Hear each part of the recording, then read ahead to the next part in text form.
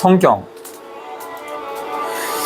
신약 마테오복음서 산상설교 5에서 7장 5에서 7장 산상설교는 하나님 나라 및 그 나라가 이루어내는 변혁에 관한 예수님의 가르침을 요약하고 있다. 모세는 시나이산에서 율법을 받았다. 지금은 예수님께서 당신 자신을 새로운 모세로서 제시하신다.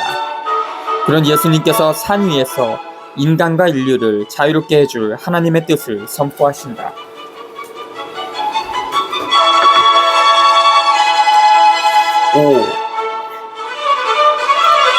예수님께서는 그 군중을 보시고 산으로 오르셨다. 그분께서 자리에 앉으시자 제자들이 그분께 다가왔다. 예수님께서 입을 여시어 그들을 이렇게 가르치셨다. 참 행복하여라 마음이 가난한 사람들, 하늘나라가 그들의 것이다. 행복하여라 슬퍼하는 사람들, 그들은 위로를 받을 것이다. 행복하여라 온유한 사람들, 그들은 땅을 차지할 것이다. 행복하여라 의로움에 줄이고 목마른 사람들, 그들은 흡족해질 것이다. 행복하여라 자비로운 사람들, 그들은 자비를 입을 것이다. 행복하여라 마음이 깨끗한 사람들, 그들은 하느님을 볼 것이다. 행복하여라 평화를 이루는 사람들, 그들은 하느님의 자녀라 불릴 것이다. 행복하여라 의로움 때문에 박해를 받는 사람들, 하늘나라가 그들의 것이다.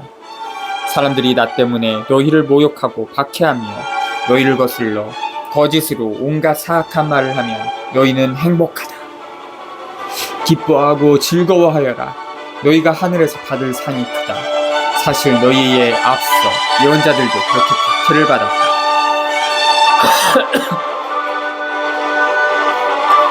5장 1절부터 12절. 행복선언은 참된 행복이 무엇인지 밝히는 선언이다. 왜냐하면 타협과 소외가 아니라 자유와 해방을 선언하기 때문이다. 행복선언은 예수님의 말씀과 활동을 통하여 하느님의 나라가 임함을 선언한다. 행복선언은 세계 속에 하나님 자신의 정의를 현존하게 한다. 하나님의 정의는 빼앗는 재력과 억누르는 권력의 바탕을 둔 사회가 필요 없게 여기고 불편하게 여기는 사람들을 위한 정의다. 하나님의 정의를 추구하는 사람들은 마음이 가난한 사람들이다. 불의한 사회가 배척하는 가치들에 대한 열망으로 가득한 가난한 사람들은 하느님을 필요로 하고 있는 사람들이다. 하나님과 더불어서만 그 가치들의 활기를 불어넣을 수가 있다고 믿는 사람들이다. 그렇게 해야 새로운 사회를 솟아나게 할 수 있음을 철저하게 확신하는 사람들이다. 모든 사람, 모든 나라가 가난에서 벗어나려고 더 부유해지려고 안간힘을 쓰고 있는 판에 가난한 사람들은 행복하다니 어처구니 없는 말로 들린다. 가난은 악이며 불행이기 때문이다. 그러나 하나님의 정의가 지배하는 하나님의 나라가 와야 가난한 사람들이 가난과 노예 같은 생활에서 벗어나게 될 것이다. 여기에서 행복한 가난한 사람들은 하나님의 정의를 실현하는 일에 몸 바치는 가난한 사람들을 가리킨다. 루카와 달리 마테오는 마음이 가난한 사람들이 행복하다고 말한다. 부유한 사람답게 소유하고 소비하면서 자기는 마음이 가난하다고 말하는 사람은 거짓말쟁이다. 모든 것이 하나님의 소유이고 인간의 소유란 아무것도 없음을 명심하고서 하나님께서 주신 모든 것을 모든 사람의 선익을 위해서 쓰는 사람이라야 마음이 가난한 사람이다. 따라서 마음이 가난한 사람은 모든 사람이 함께 사는 세상을 만들기 위해서 스스로 가난을 실천하게 되어 있다. 13에서 16절. 예수님의 제자들은 자기들이 새로운 세계를 열망하는 모든 사람과 하나임을 의식하고 있어야 한다. 그들은 그런 사명을 저버려서는 안 되고 자기네 활동과 업적을 통해서 그 사명을 증거해야 한다. 그런 증거를 포기하는 것은 하나님 나라의 제자가 되는 것을 포기하는 것과 같다. 볼 수 있는 제자들의 증거를 통하여 사람들은 볼 수 없는 하나님의 현존과 활동을 발견할 수 있다. 지상과 우주에 모든 재화와 자기 능력까지 하나님의 소유임을 마음에 새기면서 그것을 다른 모든 사람과 나누는 사람, 즉 마음이 가난한 사람은 세상을 비추는 빛이 되고 세상을 썩지 않게 하는 소금이 된다. 세상의 소금과 빛. 말을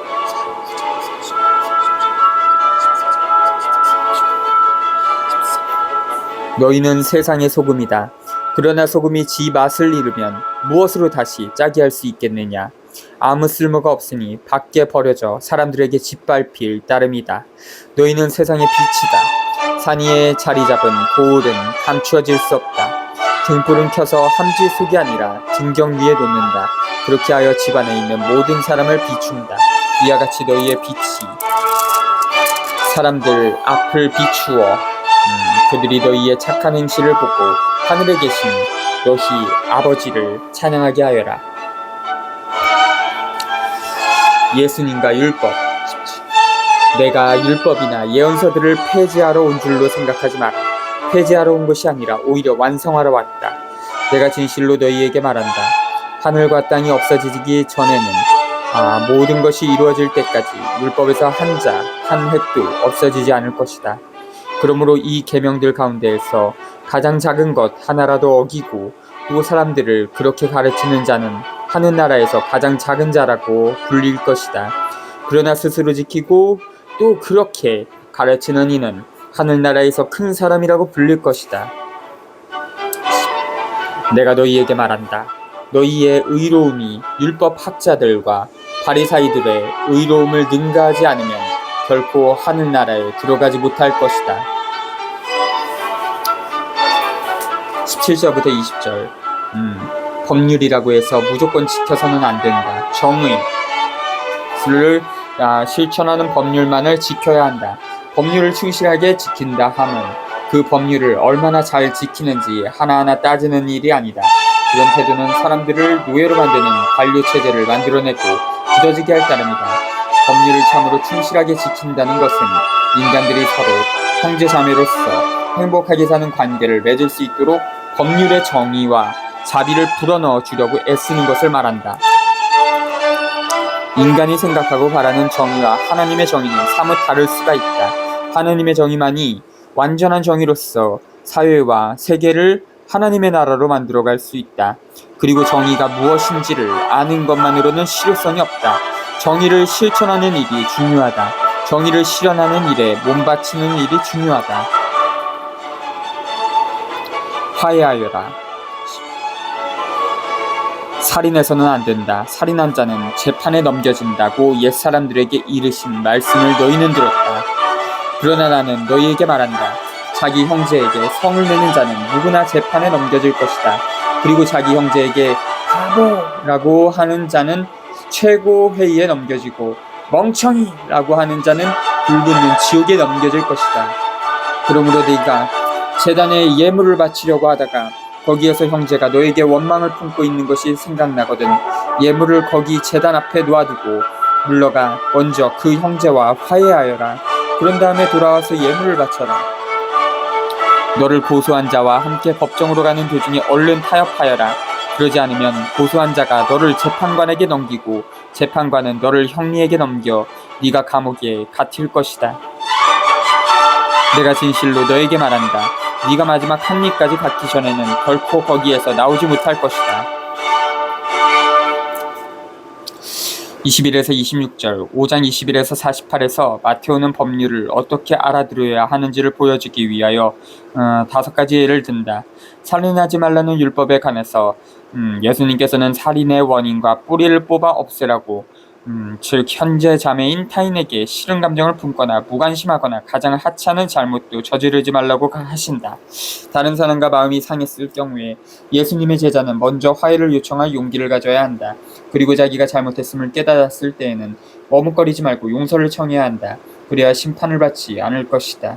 살인에는 직접 살인과 간접 살인이 있다. 직접 살인은 극도의 증오심에서 비롯되고 간접 살인은 무시와 무관심에서 비롯된다. 날마다 세계 곳곳에서 수많은 사람들이 굶어 죽고 영양결핍으로 인한 질병으로 죽어가고 있는 것이 현실이다. 부유한 사람들과 나라들의 지나친 소유와 소비가 가난한 사람들과 가난한 나라들을 죽이고 있다.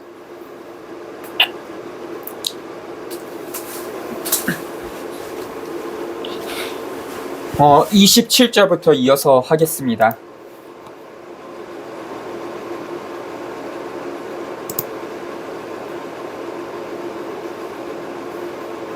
음, 27부터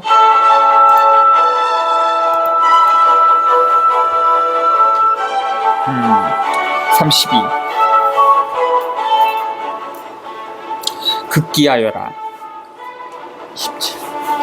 간음해서는 안 된다고 이르신 말씀을 너희는 들었다. 그러나 나는 너희에게 말한다. 음욕을 품고 여자를 바라보는 자는 누구나 이미 마음으로 그 여자와 간음한 것이다. 네 오른눈이 너를 죄짓게 하거든 그것을 빼어 던져버려라. 온몸이 지옥에 던져지는 것보다 지체 하나를 잃는 것이 낫다. 또 네 오른손이 너를 죄짓게 하거든 그것을 잘라 던져버려라. 온몸이 지옥에 던져지는 것보다 지체 하나를 잃는 것이 낫다. 아내를 버려서는 안 된다.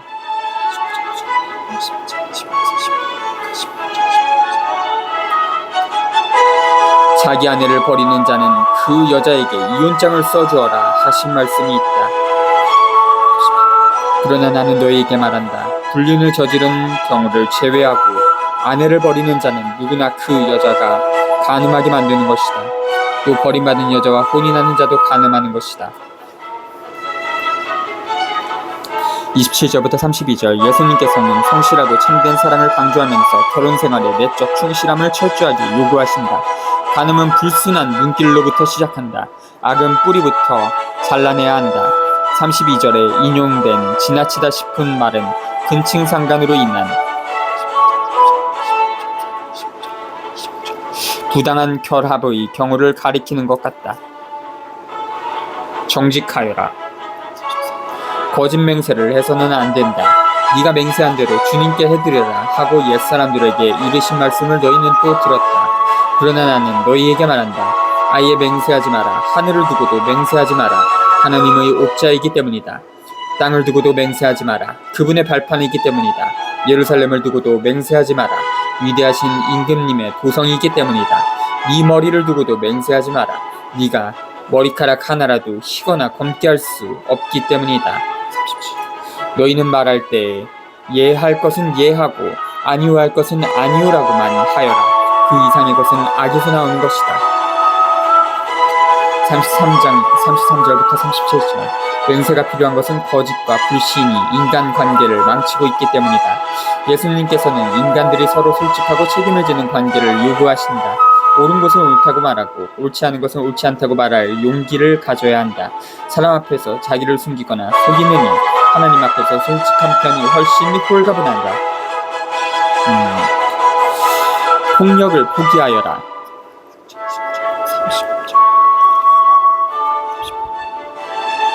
눈은 눈으로 이는 이로 하고 이르신 말씀을 너희는 들었다. 그러나 나는 너희에게 말한다. 악인에게 맞서지 마라. 오히려 누가 네 오른뺨을 치거든 다른 뺨마저 돌려대어라. 또 너를 재판에 걸어 네 속옷을 가지려는 자에게는 겉옷까지 내주어라. 누가 너에게 1000걸음을 가자고 강요하거든 그와 함께 2000걸음을 가져와라. 달라는 자에게 주고 꾸려는 자를 물리치지 마라. 38절부터 42절. 복수 또는 정당한 처벌까지를 어떻게 뛰어넘을 수 있는가? 복음은 지옥과 같은 폭력의 악순환을 뿌리 뽑기 위하여 새로운 태도를 제안한다. 원수와 적에 대한 저항은 적이 사용한 것과 똑같은 무기로는 효과가 없다. 적이 무기를 포기하도록 만드는 지혜로운 방법을 써야 한다. 비폭력 저항에 해당하는 평화적인 수단을 모두 동원하기 전까지는 폭력 저항이 정당성을 얻기 힘들다. 폭력 세력은 더 큰 폭력을 행사하기 위하여 테러를 부추기거나 꾸미기까지 한다. 군중 시위, 파업, 단식 투쟁만 보더라도 역사상 폭력 저항보다 비폭력 저항의 효과가 훨씬 더 크다는 것을 인정하지 않을 수 없다. 폭력 세력이 가장 무서워하는 것은 가난한 사람들의 의식화, 합심, 명성화, 조직화, 단결력, 단체 행동력이다. 가격적인 것 같습니다. 원수를 사랑하여라.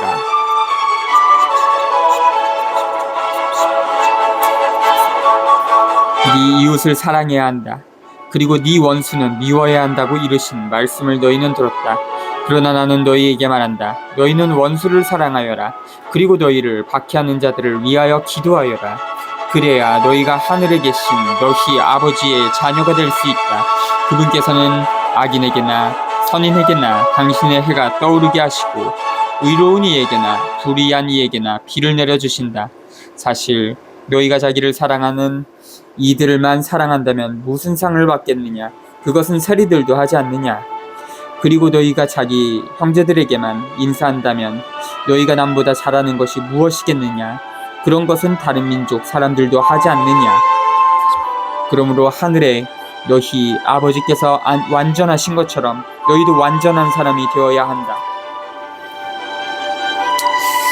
43에서 48절. 복음은 인간들이 쳐놓은 갖가지 울타리를 넘어서서 모든 사람, 백성, 인족, 민족, 국민, 온 인류를 뭉뚱그리는 인간관계의 전망을 열어놓는다. 원수를 사랑한다는 것은 그 원수가 나에게 문제인물로 보여도 하나님의 사랑을 받고 있다는 사실을 바탕으로 그 사람과 인간다운 관계를 맺는 것을 말한다. 대결과 갈등도 사랑하려는 노력과 몸부림에서 비롯되어야 한다. 48절은 5장 17절부터 47로 이루어진 묶음 전체를 이해하기 위한 열쇠와 결론이다. 제자들은 모든 인간을 차별 없이 사랑하시는 하나님 아버지의 정의로운 태도를 본받도록 초대받는다. 세리에 관해서는 마르 2장 13절부터 17절의 주참주. 우리의 적과 원수를 사랑할 이유는 충분하다. 인간은 다른 인간을 죽이거나 사형시킬 권한이 없다. 하나님 어버이께서 그를 사랑하고 그가 뉘우쳐 구원받기를 애타게 기다리고 계시기 때문이다. 우리에게는 어버이 하나님을 닮아 원수가 회개할 수 있도록 도와줄 의무와 책임만 있다. 특이한 말이 나왔네요. 어버이 하느님 어버이. 진짜 원수는 내 안에도 도사리고 있으며 다른 사람 안에도 있을 수 있다. 서로 너그럽게 감싸고 힘을 합쳐서 나 자신, 다른 사람, 그리고 사회, 세계 안에 있는 진짜 원수를 쳐 이기도록 노력해야 하지 않을까. 올바른 자선. 6. 너희는 사람들에게 보이려고 그들 앞에서 의로운 일을 하지 않도록 조심하여라. 그러지 않으면 하늘에 계신 너희 아버지에게서 상을 받지 못한다. 그러므로 네가 자선을 베풀 때에는 위선자들이 사람들에게 칭찬을 받으려고 회당과 거리에서 하듯이 스스로 나팔을 불지 마라. 내가 진실로 너희에게 말한다. 그들은 자기들이 받을 상을 이미 받았다.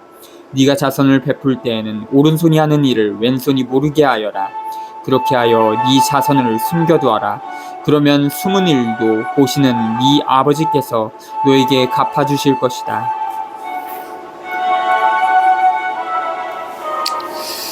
6장 1절. 여기에서 정의라는 개념은 이웃, 하느님, 자기 자신과 관계를 맺는 실천적인 태도에 관한 것이다. 예수님께서는 그 실천의 가치를 부인하시는 것이 아니다. 다만 어떻게 하면 그 실천을 참된 것이 되게 할 수 있는지를 보여주신다. 지 아무리 좋은 일을 해도 다른 사람들의 인정을 받으려는 속셈이 있다면 그것은 자기 자신을 위한 일이지 하느님을 위한 일도 아니오 다른 사람들을 위한 일도 아니다.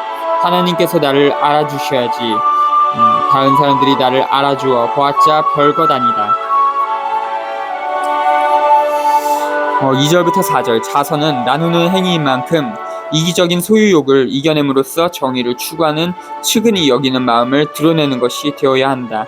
칭찬받기 위하여 자선을 베푸는 것은 자기 자신을 섬기는 짓에 지나지 않는다. 그런 자선은 거짓 자선이다. 참된 자선은 모든 것을 하나님의 소유로 알아 서로 나누는 행위이다. 소비를 최소한으로 줄이고 나보다 가난한 사람들과 함께 살려고 노력할 때 비로소 나는 하나님의 전적인 소유권을 인정하는 셈이 된다. 올바른 기도. 너희는 기도할 때에 위선자들처럼 해서는 안 된다.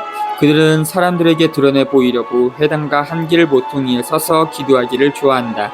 내가 진실로 너희에게 말한다. 그들은 자기들이 받을 상을 이미 받았다. 너는 기도할 때 골방에 들어가 문을 닫은 다음 숨어 계신 네 아버지께 기도하여라. 그러면 숨은 일도 보시는 네 아버지께서 너에게 갚아주실 것이다. 5절부터 6절. 기도를 바칠 때 인간은 자기 자신을 하나님께로 향하게 하고 그분을 유일한 절대자로 떠받들고 자기 자신을 하나님께서 만드신 피조물로 인정하며 자만심을 쓰러지게 한다. 따라서 칭찬받기 위해서 또는 자기 자신을 중심자리에 놓으려고 바치는 기도는 거짓 기도다. 하나님께서는 내가 나를 아는 것보다 나를 훨씬 더 잘 알고 계신다. 속속들이 알고 계신다. 착한 자녀답게 하나님 어버이를 신뢰하면 그만이다. 모든 일에 감사와 찬양을 드리는 일만 남는다. 기도하면서 다른 사람을 의식하거나 경건한 채 하는 것만큼 모자란 짓도 없다. 구약을 다 읽어봤잖아요. 구약에 나오는 지혜로운 많은 사람들이 있는데 그 모든 사람들의 말씀들 중에서 예수님의 말씀이 제일 파격적인 것 같습니다.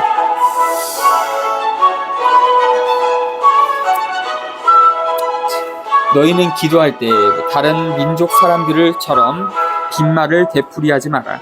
그들은 말을 많이 해야 들어주시는 줄로 생각한다. 그러니 그들을 닮지 마라.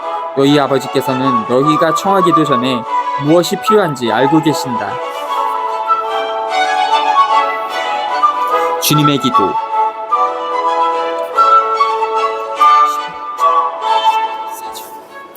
7절부터 15절. 마테오는 그리스도인의 기도와 바리사이들과 이방인들의 기도를 비교하면서 여기에 주님의 기도를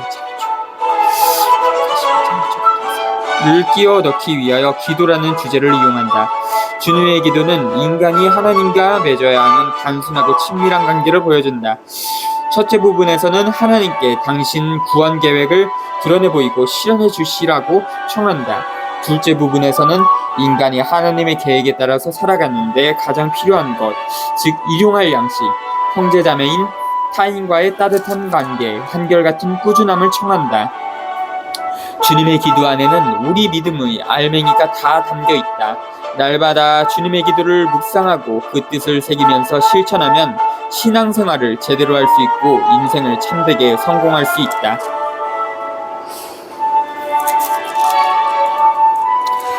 나를 존재하게 한 분은 부모 이전에 하느님 어버이시다. 내 이름을 빛내려 안간힘을 쓰지 말고 한사코 하느님을 찬양할 일이다. 우리나라를 부강하게 하는 일에 앞서 인류가 싸우지 않고 함께 오순도순 사는 세계, 즉 하나님 나라를 세울 일이다. 내 뜻을 꺾고 하느님의 뜻을 찾아 따를 일이다. 나 자신, 내 가족, 우리나라만 잘 먹고 잘 살려 하지 말고 모든 나라의 모든 사람이 굶주리지 않고 교육과 문화 혜택을 골고루 받을 수 있게 할 일이다. 잘못을 저지르는 것이 인간이다. 서로 용서하지 않으면 함께 살 수 없다. 용서할 줄 모르는 사람은 하나님의 자녀가 아니다. 유혹거리는 여기저기 널려있다. 하나님의 도우심이 없으면 꿰매 빠진다. 악과 악마는 늘 우리를 노린다. 하나님의 힘으로만 악과 악마를 이길 수 있다.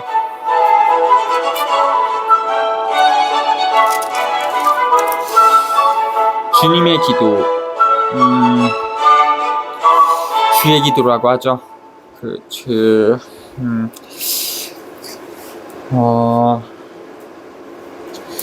천부경도 여러 가지 해석이 있듯이 주님의 기도도 해석을 어떻게 하느냐에 따라서 그 뜻이 달라지는 것입니다. 그래서 어떻게 해석하고 있는지 유의해 보겠습니다. 그러므로 너희는 이렇게 기도하여라. 하늘에 계신 저희 아버지, 아버지의 이름을 거룩히 드러내시며 아버지의 나라가 오게 하시며 아버지의 뜻이 하늘에서와 같이 땅에서도 이루어지게 하소서. 오늘 저희에게 일용할 양식을 주시고 저희에게 잘못한 일을 저희도 용서하였듯이 저희 잘못을 용서하시고 저희를 유혹에 빠지지 않게 하시고 저희를 악에서 구하소서.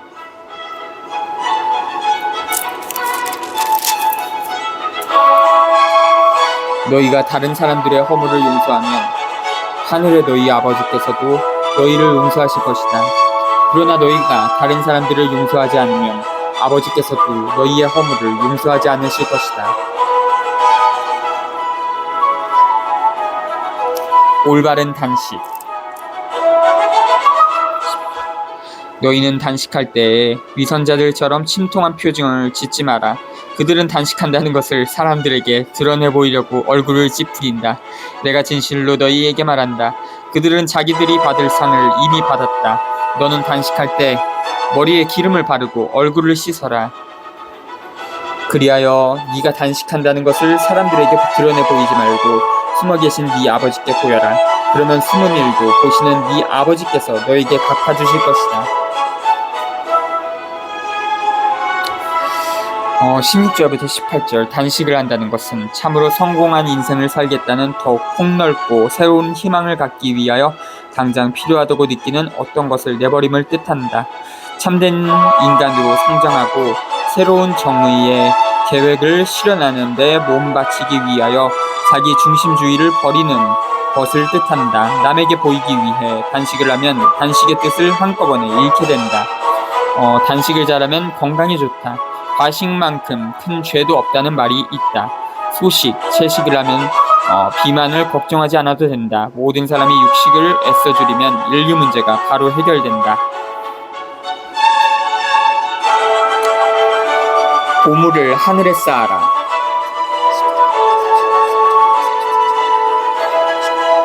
너희는 자신을 위하여 보물을 땅에 쌓아두지 마라. 땅에서는 좀과 녹이 망가뜨리고 도둑들이 뚫고 들어와 훔쳐간다. 그러므로 하늘에 보물을 쌓아라. 거기에서는 좀도 녹도 망가뜨리지 못하고 도둑들이 뚫고 들어오지도 못하며 훔쳐가지도 못한다. 사실 너의 보물이 있는 곳에 너의 마음도 있다. 눈은 몸의 등불. 눈은 몸의 등불이다. 그러므로 네 눈이 맑으면 온몸도 환하고 네 눈이 성하지 못하면 온몸도 어두울 것이다. 그러니 네 안에 있는 빛이 어둠이면 그 어둠이 얼마나 짙겠느냐. 하느님이냐 재물이냐. 아무도 두 주인을 섬길 수 없다. 한쪽은 미워하고 다른 쪽은 사랑하며 한쪽은 떠받들고 다른 쪽은 업신여기게 된다. 너희는 하느님과 재물을 함께 섬길 수 없다. 19절부터 24절. 모든 인간은 스스로 알고 있건 모르고 있건 일정한 가치관을 가지고 살아가기에 마련이다. 바로 그 가치관이 각 사람의 존재 방식과 생활 방식을 결정한다. 나에게 절대 가치는 무엇인가? 하느님과 아니면 재물인가? 하느님께서는 나눔과 섬김과 형제로 드러나는 정의를 통하여 인간을 자유롭게 하고 살리신다. 쌓아둔 재산은 어떤 모양으로든 어떤 길로든 다른 사람을 억누르고 착취하거나 노예로 만들고 죽인 결과물이다. 일례로 모든 전쟁의 원인과 목적을 생각해봐라. 우리는 하나님과 재물 가운데 어떤 한쪽을 택해야 하고 택할 수밖에 없다. 재물이 너무 없어도 불편하지만 너무 많아도 걱정이 태산 같다. 재물에 빼앗긴 마음은 다른 사람들이나 하나님을 생각할 여유와 겨를이 없다.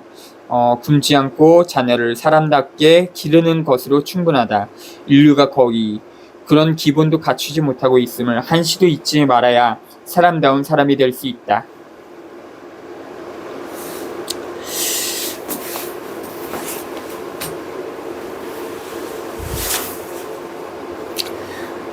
어, 25절부터 이어서 하겠습니다.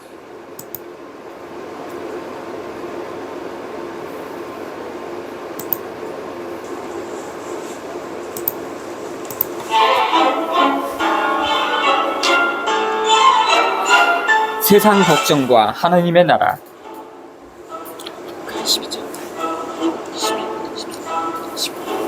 그러므로 내가 너희에게 말한다. 목숨을 부지하려고 무엇을 먹을까, 무엇을 마실까, 또 몸을 보호하려고 무엇을 입을까 걱정하지 마라. 목숨이 음식보다 소중하고 몸이 옷보다 소중하지 않느냐. 하늘의 새들을 눈여겨보아라. 그것들은 씨를 뿌리지도 않고 거두지도 않을 뿐만 아니라 곳간에 모아들이지도 않는다.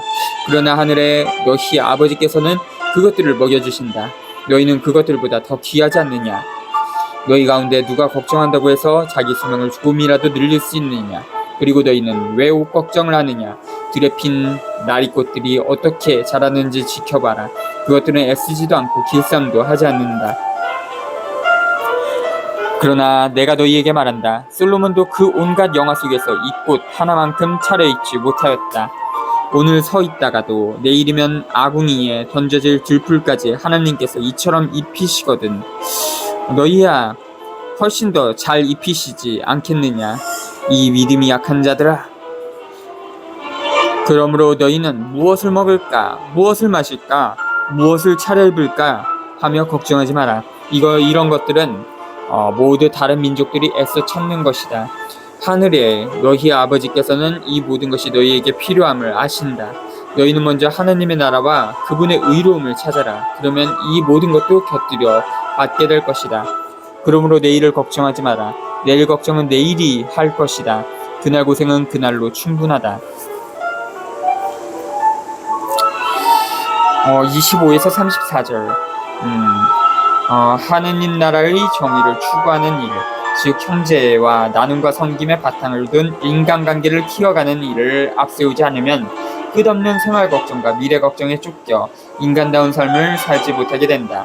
좋은 나무에서 좋은 열매가 열리듯 모든 사람이 하나님의 정의를 쫓다 보면 생활하는 데 필요한 것도 얻게 될 것이다. 불의한 국가체제, 불의한 세계체제 안에서는 사람들이 갖가지 불필요한 걱정에 사로잡혀서 살아간다. 경쟁과 독점과 지배는 협동과 나눔과 섬김의 자리를 내주어야 한다. 불의한 체제로 말미암아 가난해진 사람들부터 부유한 사람들 앞에서 비굴해지지 않고 한시바삐 돈 벌고 출세해야겠다는 헛된 욕심을 버리고 먼저 사랑이 넘치는 정의로운 사회와 세계를 건설하는 일에 나서야 할 것이다. 오늘 가난한 사람들이 힘을 합쳐 정의를 실현하기 위하여 싸우면 하나님께서 훨씬 나은 내일을 열어주실 것이다. 7장 1절부터 5절. 하나님의 판단과 인간의 판단은 사뭇 다르다. 하나님의 판단 기준은 흔히 인간의 판단 기준과 같지 않다. 이웃을 가혹하게 판단하는 사람은 자기가 하나님 앞에서 죄인이고 더없이 약하다는 사실을 모르고 있음을 보여준다. 하나님만이 온전한 가치평가를 하실 수 있다. 우리가 하나님께 어떤 평가를 받고 있는지를 정확히 알 수 없는 노릇이다. 우리에게는 다른 사람을 지멋대로 평가할 자격이 없다. 우리는 결코 자기 자신 이상으로 다른 사람을 평가하지 못한다. 결국 가난한 사람들의 눈으로 과거와 현재의 사물과 사람의 옳고 그름을 가려내는 일은 중요하지만 구원을 가름하는 결정적인 가치 판단과 평가는 하나님께 맡기는 편이 온당하다.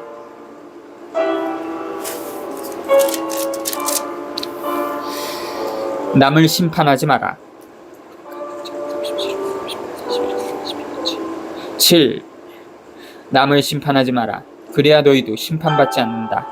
너희가 심판하는 그대로 너희도 심판받고 너희가 되지라는 바로 그 되로 너희도 받을 것이다.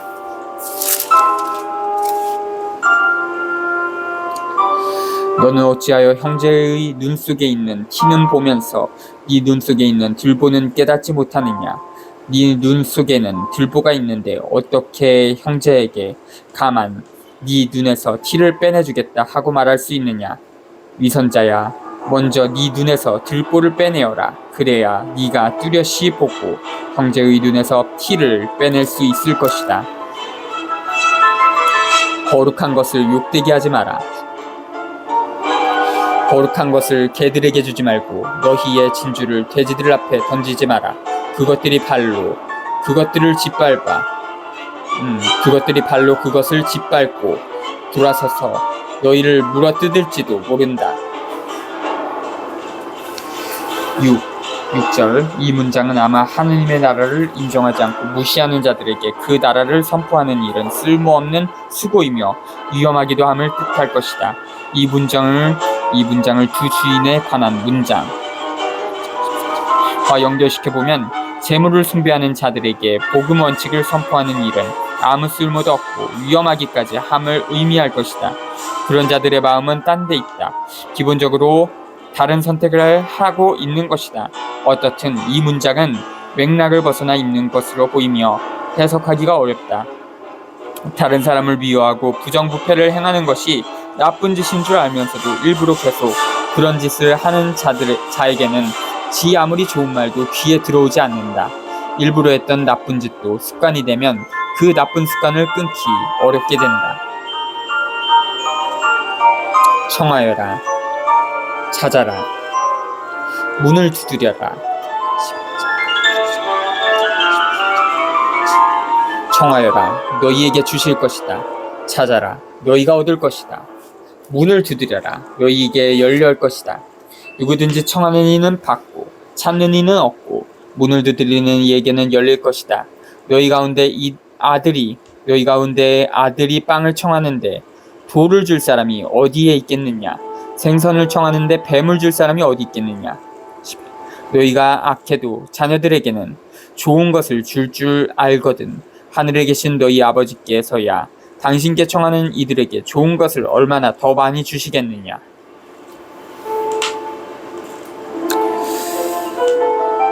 7절부터 11절 이 기도는 유일한 절대자이신 하나님과 우리가 맺는 관계를 표현한다. 여기에서 새로운 전망이 열린다. 즉, 그 관계는 아들이 아버지를 신뢰하고 친밀감을 느끼는 것과 같은 것이 되어야 한다. 기도는 아버지의 뜻에 들어맞는 공동성을 위한 것이어야 한다. 하나님께서는 우리가 사랑과 정의의 실천을 위하여 바치는 기도를 반드시 들어주신다. 우리는 나와 부모, 형제, 아내, 남편, 자녀를 위해 기도할 때에도 아버지의 뜻에 따라서 예수님처럼 살 수 있게 해주시도록 끈질기게 신뢰심을 기울여 간청해야 한다. 나와 내 자녀가 좋은 학교에 가고 돈을 많이 벌고 출세하게 해주시라는 것과 같은 기도는 곤란하다.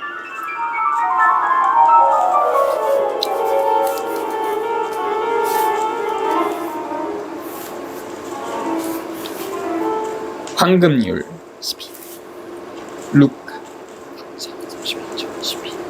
그러므로 남이 너희에게 해주기를 바라는 그대로 너희도 남에게 해주어라. 이것이 율법과 예언서의 정신이다. 12절 예수님 시대에 율법과 예언서란 구약 전체를 가리켰다. 이 황금률은 우리가 우리 자신에게 자연스럽게 관심을 기울이고 애착하는 것과 똑같이 형제자매인 타인에게 관심을 기울이고 애착하라고 초대한다. 이는 받기 위해 주는 계산속이 아니다. 하나님 아버지의 사랑을 이해하고 받아들인 데서 나온 처사다. 좁은 문으로 들어가라.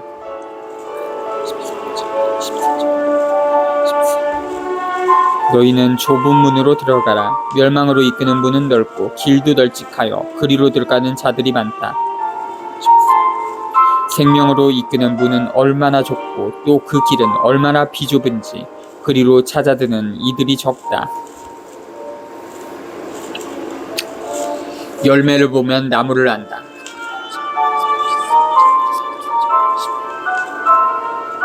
너희는 거짓 예언자들을 조심하여라. 그들은 양의 옷차림을 하고 너희에게 오지만 속은 개걸든 이리들이다. 너희는 그들이 맺은 열매를 보고 그들을 알아볼 수 있다. 가시나무에서 어떻게 포도를 거두어들이고 엉겅퀴에서 어떻게 무화과를 거두어들이겠느냐. 이와 같이 좋은 나무는 모두 좋은 열매를 맺고 나쁜 나무는 나쁜 열매를 맺는다. 좋은 나무가 나쁜 열매를 맺을 수 없고 나쁜 나무가 좋은 열매를 맺을 수 없다. 좋은 열매를 맺지 않는 나무는 모두 잘려 불에 던져진다. 그러므로 너희는 그들이 맺은 열매를 보고 그들을 알아볼 수 있다.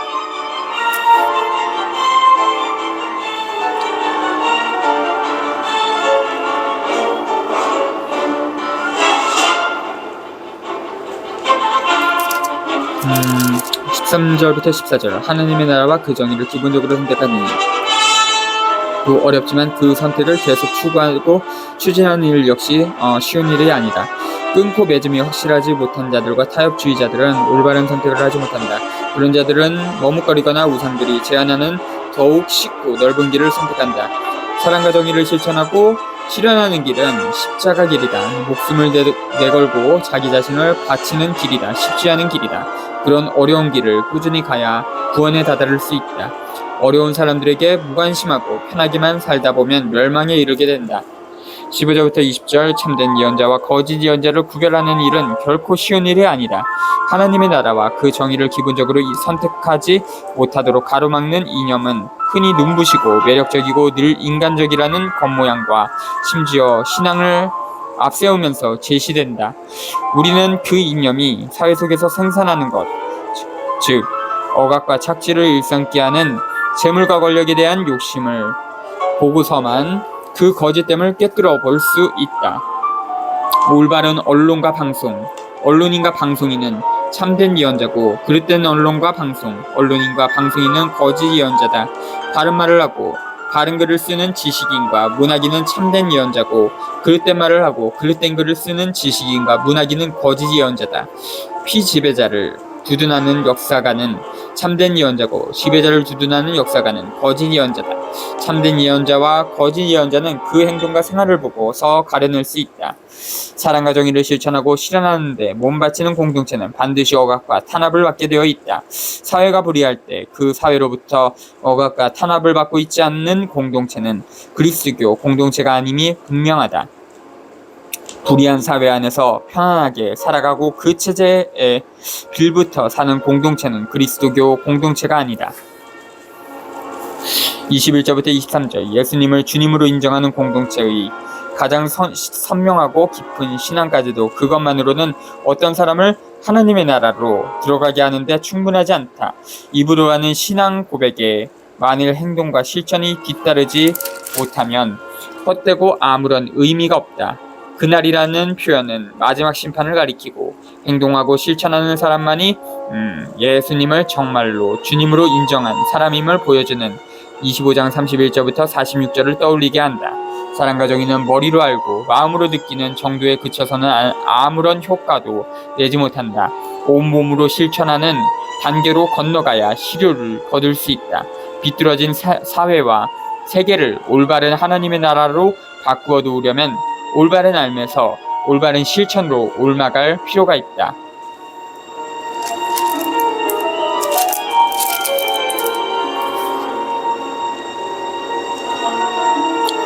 주님의 뜻을 실천하여라.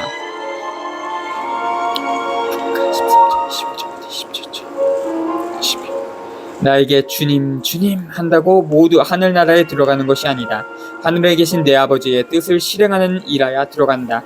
그날에 많은 사람이 나에게 주님, 주님, 저희가 주님의 이름으로 예언을 하고 주님의 이름으로 마귀를 쫓아내고 주님의 이름으로 많은 기적을 일으키지 않았습니까? 하고 말할 것이다. 그때 나는 그들에게 나는 너희를 도무지 알지 못한다. 내게서 물러들 가라. 불법을 일삼는 자들아 하고 선언할 것이다.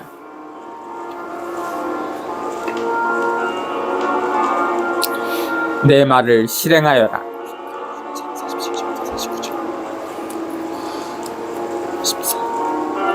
그러므로 나의 이 말을 듣고 실행하는 이는 모두 자기 집을 반석 위에 지은 슬기로운 사람과 같을 것이다. 비가 내려 강물이 밀려오고 바람이 불어 그 집에 들이쳤지만 무너지지 않았다. 반석 위에 세워졌기 때문이다. 그러나 나의 이 말을 듣고 실행하지 않는 자는 모두 자기 집을 모래 위에 지은 어리석은 사람과 같다. 비가 내려 강물이 밀려오고 바람이 불어 그 집에 휘몰아치자 무너져 버렸다. 완전히 무너지고 말았다. 24절부터 27절 바위 위에 집을 짓는 사람은 산상설교에서 제시된 하느님 나라의 정의에 따라 살고 활동하는 사람이다. 모래 위에 집을 짓는 사람은 실천으로 건너감이 없이 삶에 머물러 있는 사람이다. 하나님의 말씀을 듣고 이해하는 수준에 그쳐서는 아무 열매도 맺지 못한다. 구원을 받을 수 없다. 삶과 현실을 실제로 변화시킬 수 없다. 어려움이 닥치면 쉽사리 물러서고 만다. 아는 것을 실천해야 굳세어지고 굳건히 서 있을 수 있다. 청중의 반응.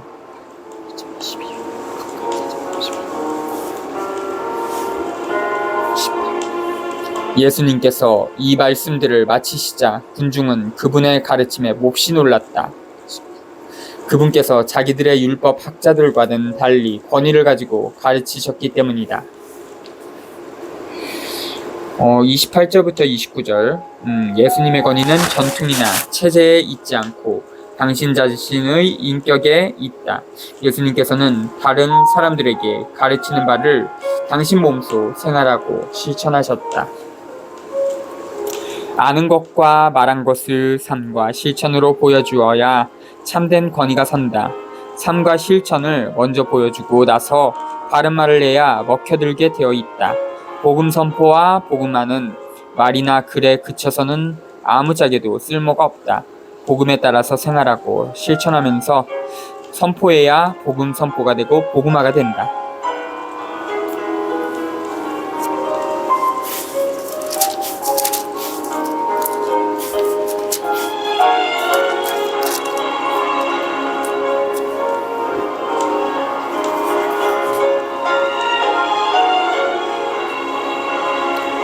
자주